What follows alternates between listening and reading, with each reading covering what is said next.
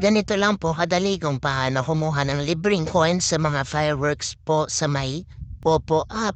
GYC po ang tawag po namin dito. Kailangan po level 2 na po kayo kasi po nung ako po yung baguhan pa lang dito level 1 wala po akong na-receive na points sa mga fireworks po. Punta lang po kayo sa mga finalo ninyo, sundan nyo sila sa mga party lives at gaya po ng ganito po ang ginagawa ko. Pasok lang po kayo sa party tapos maghintay po kayo ng mga lumalabas na ganyan yung kulay blue po na yan, tatlong yan. Yan pong tatlong yan na kulay blue na get your coins, yan po ang mga GYC. Makakuha po tayo din ng libreng coins. Kadalasan po pag sunod-sunod yung mga nakikita kong mga fireworks, pumapasok po ko sa mga gitna. Ito naman po sa may taas, makikita ninyo doon kung gaano kadami yung tao. Kapag nasa 2,000 na po mahigit, wag na po kayong magantay pa kasi wala naman kayong makukuha dyan kapag madami lalo ang tao. Yan po, nakareceive po ko na 71 free coins sa GYC po. Ganyan po kapag wala po akong pampa-RC or pampa-recharge. Taghirap po ang